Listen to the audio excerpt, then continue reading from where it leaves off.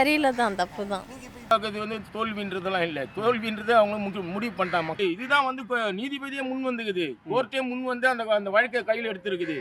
மதுரை நீதிபதியே வந்து முன் வந்து கோர்ட் வழக்கை கையில் எடுத்திருக்கு. பையன் செத்ததை வந்து திசை திருப்புறாங்க. லேடி இப்போ வலிக்கிறாங்க. லேடி மேலே பணம் மோசடி இது அது திசை திருப்புறது இது. கொண்டுட்டாங்க. சரியான ஒரு தக்க விசாரணை எடுத்து இது பண்ணியிருக்கலாம். பண்ணது தப்பு தான் அது. இல்லை போலீஸ் வந்து ஃபஸ்ட்டு வந்து போலீஸ்க்கு இவ்வளோ அந்த கூட்டிகிட்டு போய் அடிக்கிற அளவுக்கு இதை கொடுத்துருக்கக்கூடாது. ரொம்ப கஷ்டமாக தான் இருக்குது. நம்ம வீட்டில் அவரும் நம்ம ஃப்ரெண்டும் அண்ணன் தம்பி மாதிரி தான்.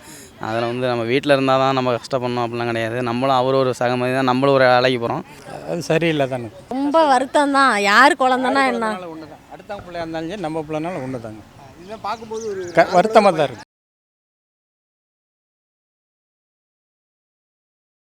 என்ன பார்க்குறீங்க? இந்த மாதிரி பிரச்சனை நடந்துருச்சு. திமுகவுக்கு இது எப்படி எப்படி வீழ்ச்சியாக இருக்குமானா, சாத்தாங்குளம் பிரச்சனை மாதிரி அதிமுக தோற்று போகிறதுக்கு ஒரு பெரிய காரணமாக இருந்துச்சு.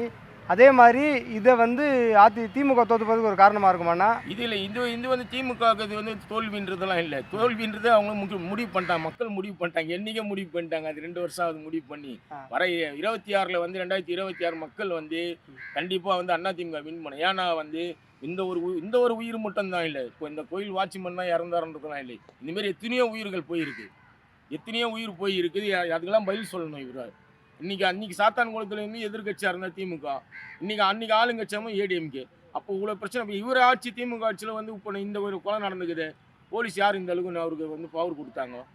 போலீஸ் அடிச்சே ஒரு மனுஷனை பெரும்பாலும் அடிச்சே கொள்ற அளவுக்கு துன்புறுத்திருக்காங்க. எப்படி பாக்குறீங்க இந்த விஷயத்தை? அதுதான் ரொம்ப கொடூரமான செயல். இதுதான் வந்து இப்போ நீதிபதியே முன் வந்துக்குது. கோர்ட்டே முன் வந்து அந்த அந்த வழக்கை கையில் எடுத்திருக்குது. மதுரை நீதிபதியே வந்து முன் வந்து கோர்ட் வழக்கை கையில் எடுத்திருக்கு. இவங்க வந்து அடிச்சு கொள்ற அளவுக்கு அவன் தான் தப்பு பண்ணான். அவன் தான் அக்யூஸ்ட். அவன் இல்லை ரவுடி பையனா பொறுக்கி பையனா. அவர் ஒரு கோயிலோட ஒரு நிர்வாகத்தில் ஒரு வேலை செய்கிறவர். அவரை கூப்பிட்டு வந்து அடிச்சு இந்த அளவுக்கு துன்புறுத்துற காரணம் என்ன? இதுக்கு வந்து முதலமைச்சர் தானே இது பதில் சொல்லணும். இன்றைக்கி வந்து அவங்க வீட்டுக்கு வேலை வாங்கி தரேன், வேலை கொடுக்குறேன், 50 லட்ச ரூபா பணம் தரேன், வீட்டு மனை கொடுக்குறேன்னா இதெல்லாம் ஏற்றுக்கூடியுமா? சாந்தமாகுமா? அந்த குடும்பத்தை இழுப்பீடு ஆயிடுச்சுல, ஒரு உயிர் போச்சுல. இப்போ இந்த உயிருக்கு யார் பதில் சொல்ல? இன்றைக்கி வந்து விஜய் போகிறாரு, நம்ம அதிமுக கட்சிக்காரமோ எல்லாம் போகிறாங்க, பிஜேபியும் ஆர்ப்பாட்டம் எல்லாம் பண்ணுறாங்க. ஆனால் இது ஒருத்தர் செத்தாதான் அவங்க கண்ணுக்கு தெரியுமா? ஏன் வரும் முன்னே வந்து ஒரு பிரச்சனை நடக்கும் முன்னே எல்லாருமே ஒன்றா நின்னும். அந்த லேடிக்கு மேலே ஏற்கனவே ஒரு பண மோசடி புகார் இருக்குது. அந்த லேடியோட கம்ப்ளைண்ட் கொடுத்து அது வந்து இந்த செத்தவனை தான் இப்போ எடுக்கிறாங்க கம்ப்ளைண்ட்டு. லேடி மேலே பண மோசடி இது அந்த இதுன்னு இந்த திசை திருப்புறாங்க இந்த கேஸை. பையன் செத்ததை வந்து திசை திருப்புறாங்க. லேடி இப்போ வலிக்கிறாங்க. லேடி மேலே பண மோசடி இது அது திசை திருப்புறது இது. ஏன்னா செத்ததை வந்து மறைக்கணுமே. அதனால் வந்து இந்த 26 தான் எல்லாம் ஒரு முற்றுப்புள்ளியும் இருக்கும். 2026 தான் திமுகன்றது ஒன்று இருக்காது. 2026 அன்றைக்கி மாட்டுவாங்க எல்லாமே. இதே அதிமுக எடப்பாடி அவர் வந்து இந்த கேஸை கையில் எடுப்பார். கேஸை கையில் எடுத்து என்ன பிரச்சனை இது கண்டிப்பாக நடக்கும். இப்போ ஒரு இதேமாரி எஸ்பி இப்போ பட்டாசு ஆலையை இது பண்ணுது. அந்த பட்டாசு ஆலை வெடிஞ்சுது. அதில் ஒரு 5 பேர் பலியானாங்க. அங்கே எஸ்பி உடனே வந்து அது இதெல்லாம் வந்து பொய்யான தகவல்னு சொல்கிறார். அதுக்கும் எடப்பாடி பழனிசாமி குரல் கொடுத்துருந்தாரு. பொதுச்சியில் குரல் கொடுத்துருந்தாங்கிறாரு. எப்படி இது ஒரு 5 பேர் சாவர்களுக்கு இந்த எப்படி இது நிவாரணம் கொடுக்கணும், நிதி கொடுக்கணும்னு. இதெல்லாம் வந்து இந்த திமுக ஆட்சியில் தான் இவ்வளோ நடக்கும். ஏன்னா மக்கள் வந்து கொந்தளிக்கிறாங்க. மக்கள் 234 தொகுதியும் வென்று காட்டுவோம், ஓரணியில் சேருவோம் அப்படின்னு மாதிரி வென்று காட்டுவோம். வந்து ரோடு ஷோ ஏன் போகிறீங்க? நான் ரோட் ஷோ போகிறேன். இன்னைக்கு கூட தேனாம்பேட்டை போகிறீங்க, ஆழ்வார்பேட்டை போகிறீங்க, அடையாறு போகிறீங்க. ரோட் ஷோ மக்கள் நீங்கள் நல்லது சேர்ந்தால் கண்டிப்பாக மக்கள் உங்களுக்கு ஓட்டு போட்டு மீண்டும் முதலமைச்சர் ஆகலாம். ஆனால் நீங்கள் மக்கள் மத்தியில் எந்த நல்ல பேர் எடுத்துக்கிறீங்க? கெட்ட பேர் தானே இருக்குது. மக்கள் வந்து இன்னைக்கு இருக்கிற சூழ்நிலையில் வந்து ஒரு கவுன்சிலர் இல்லாத எல்லா கவுன்சிலரும் சம்பாதிக்கிறாங்க. ஒரு கவுன்சிலர் எல்லா கவுன்சிலரும் வந்து இன்றைக்கி வந்து திமுக கெட்ட பேரை தான் உருவாக்கி விட்டுக்கிறாங்க. எப்படிங்களா? மக்கள் வந்து அப்படியே வீழ்ச்சியில் இருக்கிறாங்க. என்றைக்கிடா வந்து எலெக்ஷன் வரும் அன்றைக்கி இது பண்ணலாம். இதுக்கு வந்து நடுவில் விஜய் சார் ஒன்றும் பிரச்சனை இல்லை. ஏன்னா விஜய் சார் வந்து அதிமுக கூட்டணி வராரோ வரலையோ அவர் தனிப்பட்டு நின்னாலும் ஓகே. ஏன்னா அவர் வந்து கெலிக்க போகிறதில்ல. ஆனால் ஓட்டு திசை திருப்பாங்க, ஓட்டு கம்மியாகும். ஆனால் வின் பண்ணுறது அதிமுக ஏடிஎம்கே தான். பிஜேபி கூட்டணியும் கண்டிப்பாக கெலிப்பாங்க. எப்படி நான் பார்க்குறீங்க? வந்து என்ன தண்டனை கொடுத்தா அந்த போலீஸுக்குலாம் சரியாக இருக்கும்னா இனி இந்த மாதிரி மக்களை துன்புறுத்த மாட்டாங்கன்னு நினைக்கிறீங்க? அது முதலமைச்சர் தான் கையில் எடுக்கணும். நீ தண்டனை குத்தி என்ன பிரயோஜனம்? அவருக்கு தண்டனை கொடுக்குற அளவுக்கு வந்து அவரும் ஒன்றும் இது பண்ண போய் என்ன பண்ணுவாங்க? சஸ்பெண்ட். ஆனால் உடனே வந்து திமுக வந்து ஒரு நடவடிக்கை எடுத்துட்டு உடனே போலீஸ் எல்லாம் கைது பண்ணிட்டாங்க.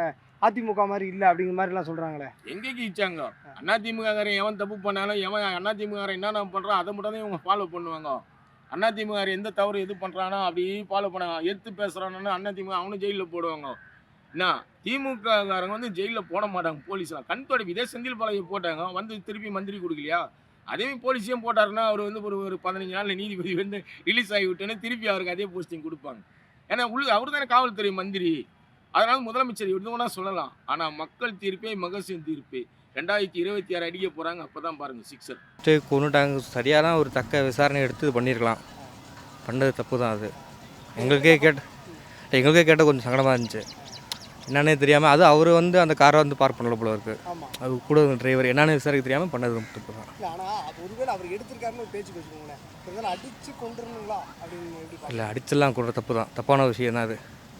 அவன் இல்லை அவங்க நிறையா தப்பு பண்ணிட்டுலாம் எவ்வளோ இதில் வந்து வெளியே வந்திருக்காங்க. தக்க விசாரணை வந்து நீதிமன்றம் ஏற்றி இது பண்ணலாம். இது வந்து பண்ணது மிகப்பெரிய தப்பு தான். இல்லை இதெல்லாம் அடித்து போலீஸ் நம்மளை பயமுறுத்த நினைக்கிறீங்களா? இப்போ நம்மளே ஒரு இடத்துல தைரியமாக வேலை பார்த்துட முடியுங்களா? இந்த மாதிரி விஷயங்கள்லாம் நடந்துச்சு. இல்லை இந்த மாதிரி நமக்கே நடந்தாலும் அது வந்து பயமாக தான் இருக்குது. அது எப்படி பார்க்குறீங்க? அந்த கேஸ் கொடுத்த லேடிக்கு மேலே ஒரு ஏற்கனவே 2011 வந்து பண மோசடியெல்லாம் பண்ணுறதுலாம் சொல்லியிருக்காங்க. மோசடி பண்ணியிருக்காங்க அந்த பொம்பளை. இல்லை அது நமக்கு தெரியல அப்படிங்களா? நம்ம இது வந்து தலைமுறை இருக்காங்க அப்படின்ட்டு நியூஸ் பார்த்தோம்.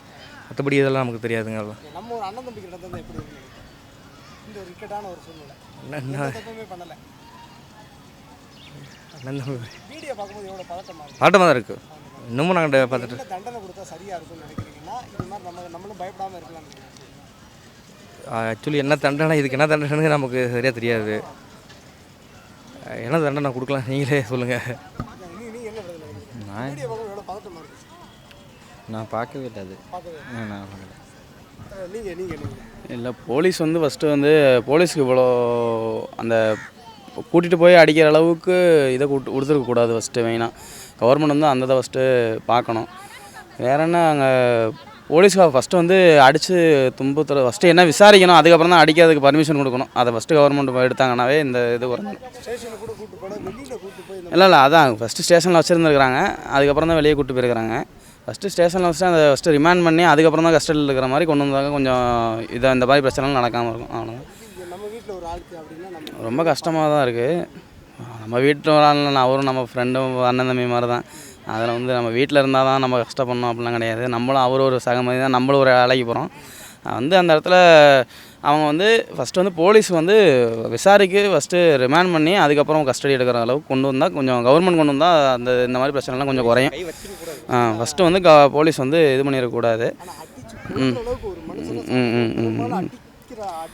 அந்தளவுக்கு அவர் ஒன்றும் பெரிய தப்பும் கிடையாது. அது ஒன்று இந்த செயின் திருட எவ்வளோ பெரிய பிட் பாக்கெட் எதாவது நடந்துக்கிட்டே எல்லாமே நடந்துக்கிட்டே இருக்குது. அந்த குற்றம் வந்து ஃபஸ்ட்டு உண்மையை சொல்கிற மாதிரினா அது குற்றம் வந்து நிரூபிக்கப்படுறது. அவர் தான் எடுத்தாருன்னு கன்ஃபார்ம் இல்லை. நாங்கள் சம்பவம் சரியாக தெரியல. எங்களுக்கு சம்பவம் நடந்தது சரியாக தெரியல. அவர் வந்து களவாண்டுட்டாரு அப்படின்னு போலீஸ் பிடிச்சிட்டு போயிருக்காங்க. ஒருவேளை ஒரு களவாண்டு இருந்தால் கூட அவர் அடித்து கொள்வது சரின்னு நினைக்கிறேன். அது சரியில்லை தானே. நீங்கள் அது சரியில்லை தான், தப்பு தான். நீங்கள் இப்போ இந்த மாதிரி விஷயங்கள்லாம் பார்த்தா போலீஸை பார்த்தாலும் உங்களுக்கு ஒரு பயம் வராதாங்க? இல்லை நார்மலாக அந்த பையன் தப்பு பண்ணால் நிரூபிக்கப்படவே இல்லை, இப்போவுமே அடித்து கொண்டுட்டாங்க. அதெல்லாம் அந்த வீடியோலாம் பார்க்கும்போது என்னக்கா உங்களுக்கு தோணுச்சு? கஷ்டமாக இருக்கும். சும்மா ஒரு பையன் வயசு பையனை அடித்து கொண்டதை பற்றி இந்த மாதிரி நம்ம குழந்தைங்களுக்கு ரொம்ப வருத்தம் தான். யார் குழந்தைன்னா என்ன? ஒன்று தான். அடுத்தவங்க பிள்ளையா இருந்தாலும் சரி நம்ம பிள்ளைனாலும் ஒன்று தாங்க. இதெல்லாம் பார்க்கும்போது ஒரு வருத்தமாக தான் இருக்குது. இதெல்லாம் எனக்கு வேண்டாம். அதெல்லாம் கவர்மெண்ட் பார்த்துக்கு. போலீஸ் தாக்குதல் நடத்தலை. அரசு சரியான வழிமுறையை கொடுக்குது. அதை பின்பற்றி அவங்க நடந்தால் இன்னும் நல்லாயிருக்கும். அவ்வளோ. இல்லை இப்போ இந்த மாதிரி அடித்து இறந்து போகிற அளவுக்குலாம் இருக்குது. அது நோ கமெண்ட்ஸ்.